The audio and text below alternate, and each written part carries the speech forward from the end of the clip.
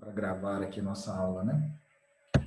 Falamos também no nosso último encontro sobre a questão da prescrição, da responsabilidade extracontratual do Estado, que hoje unificou o entendimento entre STJ e STF, né? A prescrição é quinquenal, 5 anos. Falamos sobre a questão das excludentes de responsabilidade. Paramos justamente aí nas excludentes de responsabilidade, né? Falei para vocês que a doutrina clássica, né, aponta como excludentes força maior, caso fortuito. A grande maioria da doutrina clássica não admite como excludente da responsabilidade estatal. Culpa exclusiva da vítima e culpa de terceiros seriam as excludentes. Mas eu fiz uma seguinte observação importante sobre as excludentes, né? Que é verificar se o evento era previsível e evitável. Mesmo se tratando de fenômeno da natureza, quando a situação era previsível e evitável por parte do Estado, previsível e evitável, nós temos que falar na responsabilização estatal. É fenômeno da natureza, uma enchente, né, que levou um determinado barraco, que está lá na barranca do rio, né? A casa que foi inundada. É chuva, fenômeno da natureza, mas era previsível e evitável? Essa é a pergunta que tem que ser feita. E sendo previsível e evitável, o Estado permanece sendo responsável, né? Aqui no escritório, nesse ano, nós tivemos 2 ações com o mesmo tema. Chuva em excesso, captação da água pluvial insuficiente na cidade de Anápolis e as casas, né, dos clientes sendo inundadas aí pela enxurrada. Né? Aí a pergunta que se faz sempre é a mesma. Era previsível? Era evitável? Professor, mas como que eu sei se é previsível e evitável? A primeira pergunta que eu faço para o meu cliente é: isso já aconteceu outras vezes? Né? Você já notificou alguma vez a prefeitura que isso ocorre na sua rua? E a grande maioria das informações sempre vem sim, nós já notificamos. Isso não é a primeira vez que ocorre. Né? Então, mesmo se tratando de uma questão de um fenômeno da natureza, era uma situação previsível, era uma situação evitável, e no caso, né, desses nossos clientes, não foi feito nada. Continuou sendo, então, responsabilidade do Estado. Né, Alana? A Alana entrou aí agora. Então, vamos lá, continuando no nosso tema. E a responsabilidade estatal por atos jurisdicionais? Né? E a responsabilidade estatal por atos jurisdicionais? O Estado é responsável por erro cometido dentro do judiciário? Será que o Estado é responsável? Né? E a resposta é: depende. Depende do que, professor? Qual a natureza da ação? Conforme o entendimento do STF, né, os erros judiciários nos processos de natureza criminal, então vou repetir, os erros judiciários nos processos de natureza criminal, o Estado é responsável. Isso com base no artigo 5º, inciso 75 da Constituição Federal e também, né, no artigo 630 do Código de Processo Penal. Então, o erro judiciário de natureza criminal é, sim, objeto de reparação por parte do Estado. Perceba, de natureza criminal, os processos de natureza criminal. Eu não sei se vocês lembram, mas a jurisdição é dividida em 2 grupos: jurisdição civil e jurisdição criminal. A jurisdição civil é residual, tudo que não for criminal. Então, perceba, apenas e tão somente as ações que versarem sobre persecução penal, sobre crime, é que podem ter, né, conforme o entendimento da STF, em que pese a doutrina, parte da doutrina não concorde com isso, é que pode ser levado ao conhecimento do judiciário para uma reparação civil. Ok? No material que eu coloquei para vocês no AVA na semana passada, tem lá sobre a prisão provisória. Qual é o entendimento do Supremo, dos Tribunais Superiores e da doutrina sobre a prisão provisória? O camarada foi preso provisoriamente e amanhã se descobre que ele não tem nada a ver com aquele delito, com aquele crime que estava sendo investigado. O Estado é responsável em indenizar? E a resposta é não. Tá? A prisão provisória, atendido todos os requisitos para a prisão provisória, por si só, não há que se falar em responsabilização estatal. Bom, vamos lá. E se esse camarada fica preso provisoriamente além do tempo? Se o juiz já deu um alvará liberatório e esse camarada não foi liberado por desídia do Estado, ou oficial de justiça, o escrivão, não cumpriu com a determinação judicial, aí mudou o critério, tá? O camarada, ele não vai poder propor a ação indenizatória contra o Estado pela simples prisão provisória, atendidos os requisitos. Mas se ele ficou preso além do tempo, indevidamente, aí já cabe propositura da ação de indenização. Ok? Bom, seguindo ainda, né, sobre a responsabilidade civil do Estado, nós temos a responsabilidade pelos atos legislativos. Né? No Brasil, diferente do que ocorre no restante do mundo, ou parte do mundo, apenas as leis que vierem em um momento posterior serem declaradas inconstitucionais e que trouxeram prejuízo é que podem ser objeto de ação de reparação. Tá? Então, qual é o entendimento já pacífico do STF? O Estado responde civilmente por danos causados aos particulares pelo desempenho inconstitucional da função de legislar. Agora, a doutrina administrativista, influenciada pela doutrina francesa, a doutrina administrativista no Brasil, né, os doutrinadores brasileiros, influenciados aí pela doutrina francesa, defendem, né, parte da doutrina defende, que toda e qualquer lei com efeito concreto, que traz prejuízo a terceiro, pode ser objeto de reparação. Então, perceba, existe uma divergência entre parte da doutrina e o entendimento do STF. Para o STF, apenas as leis, né, que forem declaradas inconstitucionais.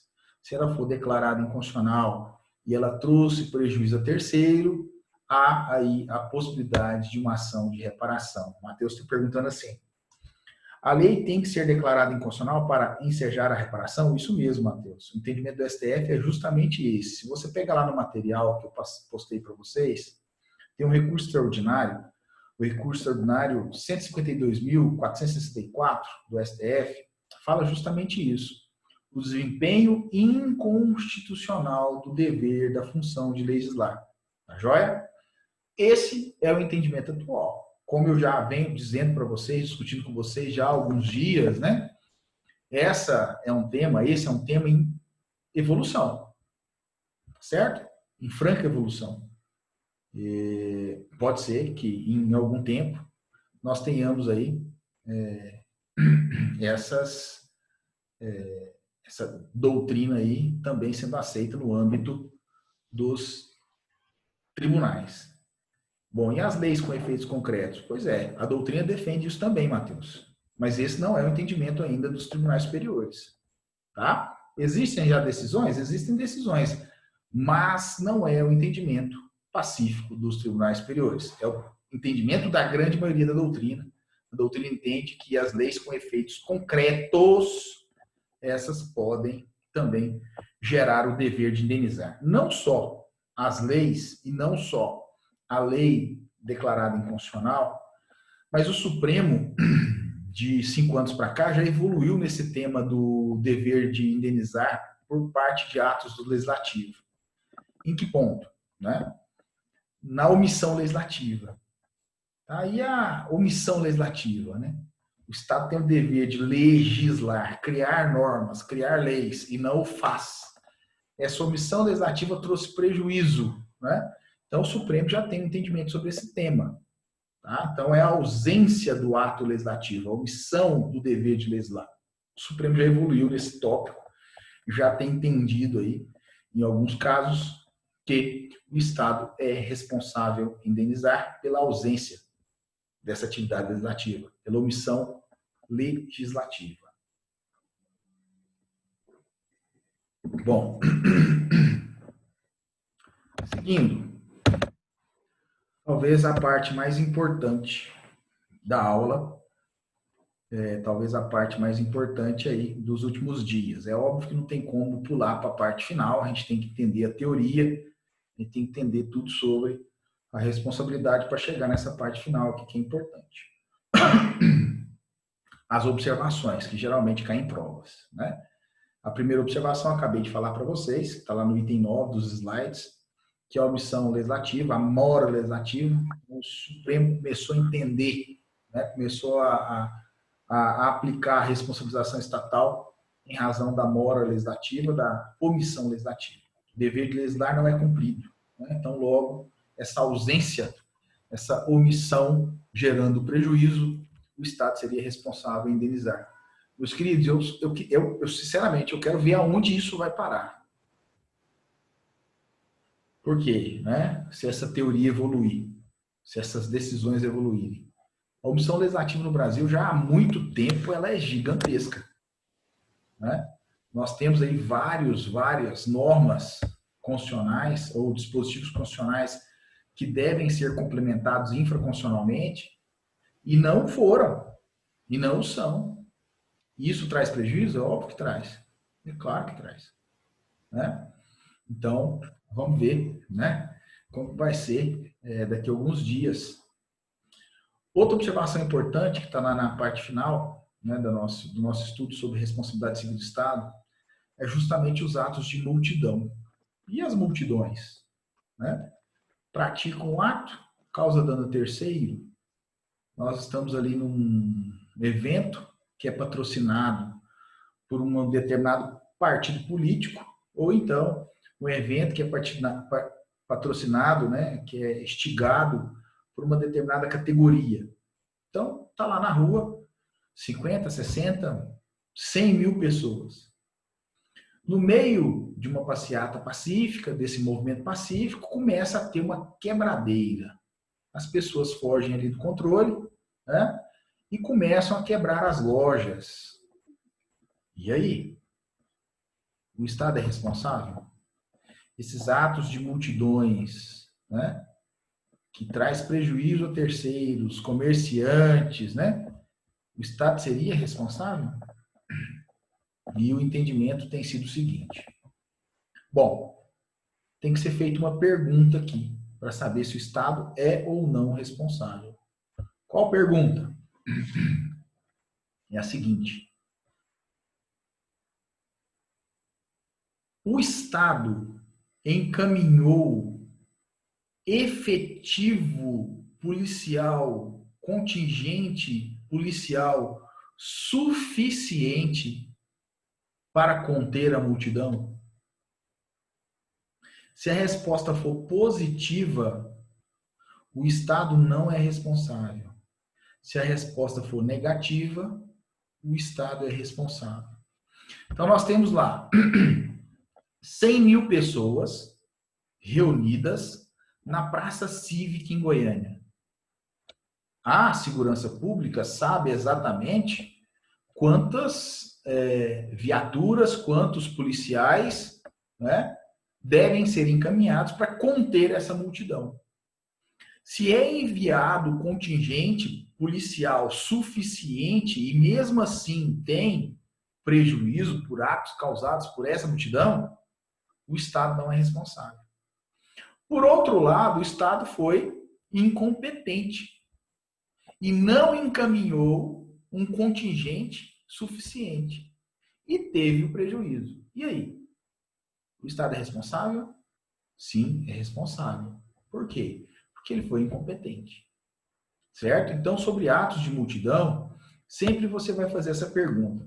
E essa questão, essa pergunta apareceu muito em prova depois de 2013, 2014, né? 2013, 2014, com toda aquela movimentação social e o movimento Black Bloc na rua, a turma dos encapuzados na rua, né? E promovendo quebradeiras e quebradeiras, e a pergunta que se fazia era essa: o Estado é responsável? Né? Depende. Houve, né, um deslocamento de policiamento suficiente ou não? Se houve, o Estado não é responsável. Tá joia? Tranquila, tá aí? Até aí? Bom, vamos lá, vamos seguir então. Tem um ponto que também aparece muito em prova. E alguns de vocês, na semana passada, já fizeram alguns problemas, sobre, algumas perguntas sobre isso. Vamos lá, o Matheus está fazendo outra pergunta aqui. E se a omissão for dolosa? Exemplo, policiais não agem diante de uma situação de baderna. Bom, além de o Estado ser responsável, nesse caso, Matheus, não só o Estado é responsável, mas aí caberia a ação de regresso contra esses policiais, né? E mais, verificada aí a responsabilidade não só administrativa, mas civil e criminal desses policiais também, tá? Então, se o policial está de frente para o problema e não age, nesse caso, né, é óbvio, né, que essa omissão aí do Estado será responsabilizado. Mas qual é a grande questão?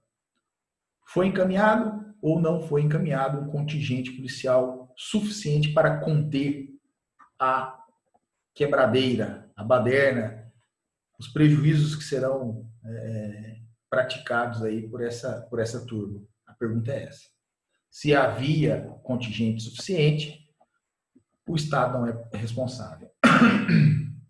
Bom, outro ponto que sempre é lembrado, sempre é perguntado, é sobre a questão dos presos, né? E a relação de custódia, os custodiados. Na semana passada vocês começaram a perguntar sobre isso, né? E os custodiados? São várias observações sobre custodiados e vocês vão anotar aí, né? Apesar que está sendo gravada a aula, depois vocês voltam e dão uma olhada, aqueles que não gostam de anotar, porque não está tudo isso no material. Primeira situação do custodiado. O preso, dentro do presídio, pratica um ato, causa dano a terceiro. O Estado é responsável em indenizar? Sim, o Estado é responsável em indenizar. A relação de custódia. Não só as pessoas, mas também as coisas, né, que estão sobre a responsabilidade do Estado, né, e o Estado perde o controle sobre essas pessoas, o Estado é responsável em indenizar em regra. Então, o presídio, né, tá lá, o camarada sob custódia do Estado. Ele pratica um ato, mata um colega de cela, né, um companheiro de cela. O Estado é responsável? Sim, o Estado é responsável. Relação de custódia. Outra situação. O Estado, ou melhor, o preso, empreende fuga. Preso empreendendo fuga. Ele está fugindo do presídio. Chega na porta do presídio, ele pega o carro do Tiago e sai em fuga com o carro do Tiago. Bate o carro do Tiago no carro de um terceiro e abandona o carro do Tiago alguns quilômetros depois com o motor fundido. O Estado é responsável? O que você acha, Brenda? Você começou a balançar a cabeça aí. O que vocês acham? Né? O Estado é responsável nessa situação? O que você acha, Ricardo? O Estado é responsável ou não, gente? O Estado é responsável. Tá? O Estado é responsável em indenizar o carro do Tiago e indenizar todos aqueles que tiveram prejuízo durante essa fuga. Ok? Terceira situação. Ó, primeira situação, o camarada dentro do presídio causou dano a terceiro. O Estado é responsável. Segunda situação, o camarada empreendendo fuga causa dano a terceiro. O Estado é responsável. Terceira situação. O camarada já fugiu. Já está estável estável em sua fuga. Então, ele já fugiu, fugitivo, está lá na casa dele, está foragido, há 1 ano, por exemplo. Já 1 ano foragido. E aí, ele resolve explodir um caixa rápido, lá no que fica na conveniência, um determinado posto de combustível. Ele vai lá e tenta arrombar esse caixa rápido. E com a explosão, né, ele causa dano terceiro. Aí vem a pergunta: o Estado é responsável? Ele já está estável em sua fuga. Ele já é um foragido que tem estabilidade em sua fuga. O Estado é responsável?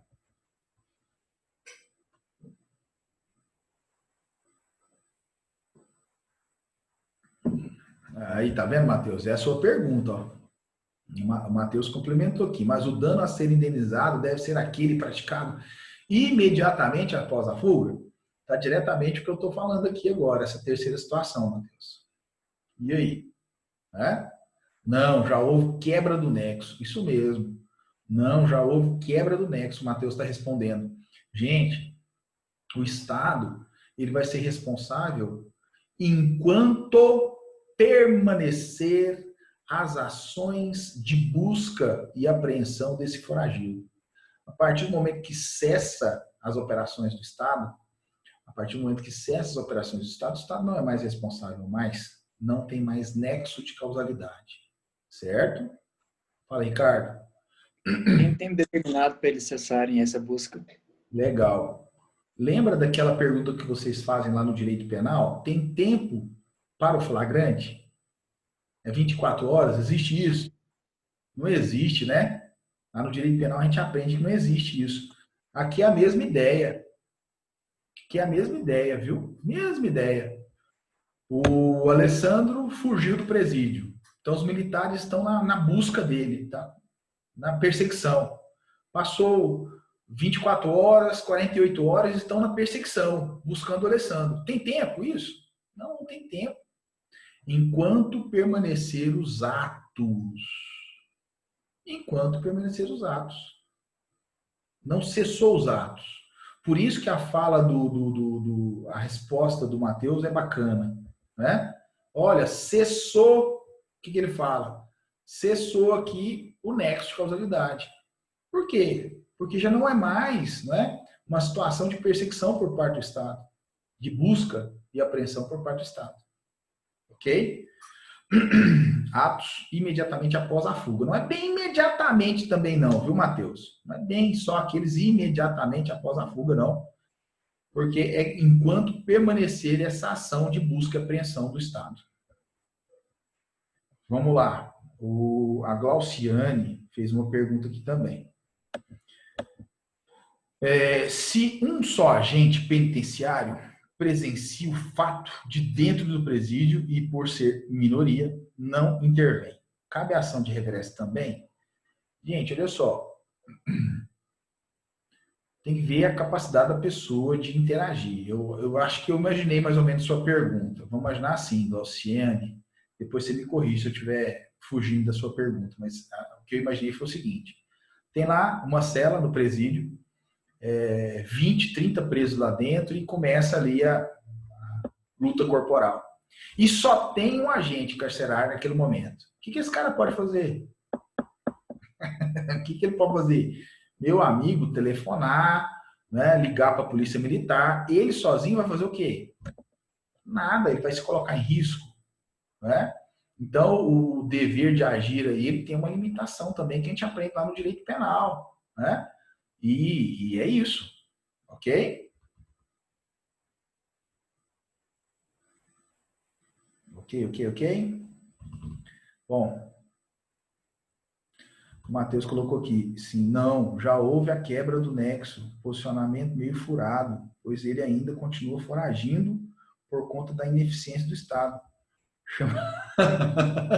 Chama a CPE. Aí resolve, né, Matheus? Concordo contigo. Chama a CPE. Mas vamos lá. Teoricamente, né? Se cair na prova, não vai ter lá, chama a CPE, né?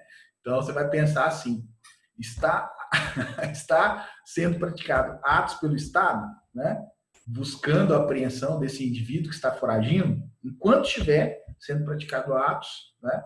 Nessa perseguição aí, o Estado será responsabilizado pelos danos que esse foragido, que esse fugitivo vier causar a terceiro.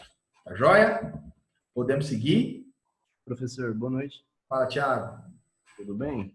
Tudo. Professor, deixa eu te fazer uma pergunta. Talvez o senhor já tenha até explicado isso que eu não peguei. Se o preso pratica o crime dentro do presídio, tipo extorsão, aquelas ligações, o Estado é irresponsável também por esses crimes? Na minha opinião, sim. Por quê? Porque é um dano causado a terceiro de responsabilidade do Estado.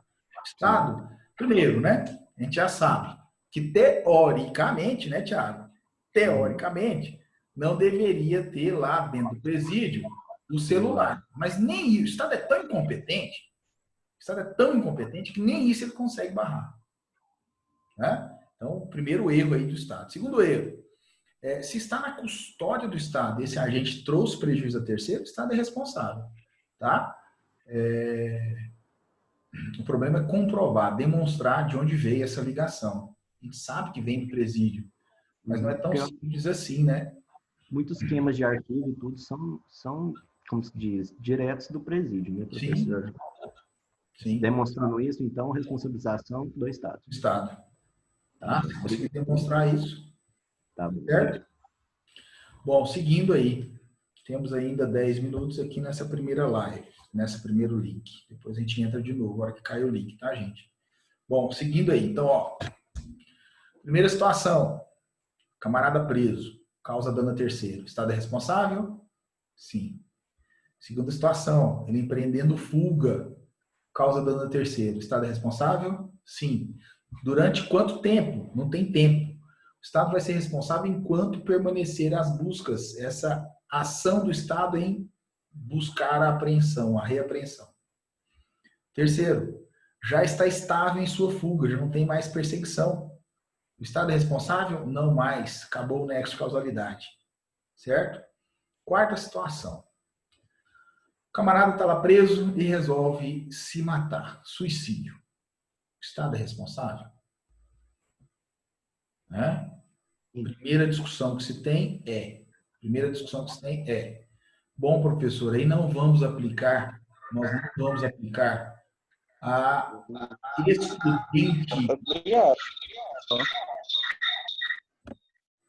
excludente de responsabilidade. Será que nós não vamos aplicar a excludente de responsabilidade? Culpa exclusiva da vítima? Né? Bom, conforme entendimentos recentes do STF, depende. Tá? Depende do quê? Se a situação era perceptível pelo Estado.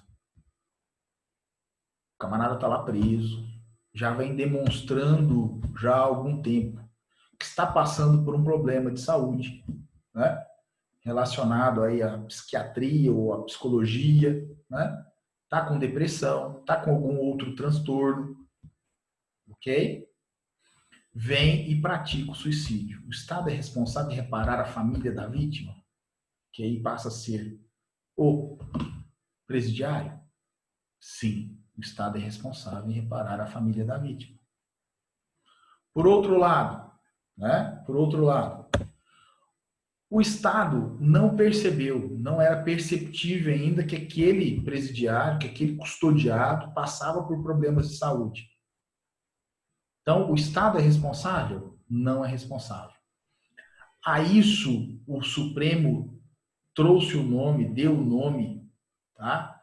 De omissão específica. Como eu disse para vocês, o Supremo ainda não admite a teoria do risco integral. O Supremo não admite a teoria do risco integral. Apenas o STJ, em algumas situações, 2 situações, ele admitiu aí a teoria do risco integral. Então, o Supremo não podia falar, olha, nós vamos aplicar, no caso do preso, a teoria do risco integral. Então, vamos falar de uma outra coisa. Que outra coisa? Omissão específica. Então, para o Supremo, ocorreu aí a omissão específica. No caso de omissão específica, aplica-se a teoria objetiva e não há que se falar em excludentes. E não há que se falar em excludentes. Tá joia? Ok? A Enia mandou uma pergunta aqui. De que forma isso seria demonstrado? De que o Estado tinha ciência e negligenciado até culminar no suicídio? Muito difícil, né, Enia? Muito difícil. Muito difícil essa busca de prova aí. Tá? Atendimentos, correspondência, reclamações, atos que foram praticados pelo preso dentro do presídio. Tá? Então, tem que se buscar provas que realmente ele vinha passando por problema de saúde que levou ele ao suicídio. Uma situação bem corriqueira que acontece. O camarada acabou de ser preso, né? Às vezes até uma prisão preventiva, temporária. O camarada está preso, né? Ele vai e pratica o suicídio. Tem como o Estado saber? Tinha como o Estado saber? Não tinha. Aí há que se falar em indenização? Não. Mas, por outro lado, o camarada está lá preso já há algum tempo. E ele vem demonstrando aí, né, problemas de saúde. E aí, meus queridos, o fato é que não é novidade para ninguém, né? Nós somos estudantes de direito, mesmo no cunho popular, todo mundo já sabe disso, né? Não precisa ser um estudioso do direito penitenciário, que a ineficiência do Estado, quando se trata de presídios e aplicação da pena, é ridículo, né? O Estado brasileiro ele é ridículo, ele é extremamente incompetente. A pena tem como objetivo reeducar, penalizar efetivamente, né? Dar uma resposta ao crime praticado, né? E evitar crimes futuros. No mínimo isso. No mínimo, tem 3 objetivos. É óbvio que lá no direito penal, né, vocês vão falar em muitos outros objetivos, mas eu fico com esses 3 aqui, pelo menos no direito administrativo. Pelo menos esses 3. Agora imaginem, né, se no Brasil, em 90% dos presídios, a gente vai conseguir fazer isso. Na grande maioria, infelizmente, a gente não consegue. Na grande maioria. Tá? E aí vem uma outra situação. A situação do custodiado, a situação do presidiário. Né? É uma outra situação que vocês devem apontar aí no caderno de vocês. E a situação desumana, degradante que vive o preso. O Estado é responsável em indenizar? O que vocês acham?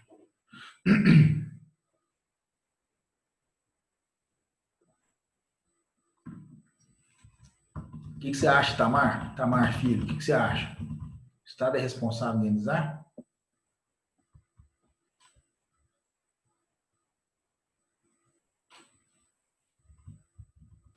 Eu acho que sim, professor. Exatamente, viu? Tamar escreveu sim, a Laila escreveu sim, né? Exatamente, meus queridos. O entendimento do STF já há alguns anos, não é novo esse entendimento, já tem aí já 3, 4 anos que o Supremo vem atendendo, aplicando esse entendimento, viu? É que a situação do preso, né, no Brasil deve ser indenizada. Eu quero ver é pagar. Até acredito no direito de indenização, né? Eu quero ver é pagar. Tá? Até o Ângelo escreveu aqui assim, ó, na teoria sim, na prática, né? Eu quero ver pagar. Inicialmente, nós tivemos uma decisão, né, que falava assim, que cada preso teria o direito à indenização de 10 mil reais. Tá? Aí, no segundo momento, esse valor foi majorado para 30 mil reais para cada preso. Bacana, hein? 600, 700, 800 mil presos no Brasil, da maioria desses, né, milhares e milhares de presos, a grande maioria se encontra em situação humilhante, degradante, desumana. 30 mil reais para cada um, por cabeça, vamos ver pagar isso. Mas é um entendimento do STF, e isso pode ser questão de prova. tendo uma visão bem pragmática com vocês sobre esse tema do custodiado, viu? Visão pragmática. Vai cair na prova de vocês. Sigam o que eu estou falando. Tá joia? Vai cair na prova do concurso, principalmente aqueles que querem aí segurança pública, tá? É uma questão recorrente nas provas de segurança pública, tá bom? Mas eu sei que a teoria, viu, Ângelo, a teoria está longe da prática, né? Mas é fato que o Estado é responsável, conforme o entendimento do STF. A primeira decisão, salvo melhor juízo, foi em 2015 ou 2016 sobre esse tema, tá? No primeiro momento, não, 2017. No primeiro momento se falava em 30 mil, hoje se fala em 30 mil reais. Bom, deixa eu ver se eu acompanho aqui os comentários do chat também. Então, tem que indenizar sim. Galaxy J5, eu não sei quem é Galaxy J5. Ai, ai. Matheus, é só não ir preso. Legal. Só não ir preso. Eu lembrei de alguém que eu só falo, Matheus. É só não ir preso. Ai, ai. Matheus, será um ótimo juiz. Matheus será um ótimo juiz, né? Thales, esqueci de colocar meu nome. É o Thales. Beleza, Thales. Então, vamos lá. Então, perceberam? A situação do custodiado hoje gera muita observação, muita questão, tá? E assim que a gente voltar com o link, eu vou repassar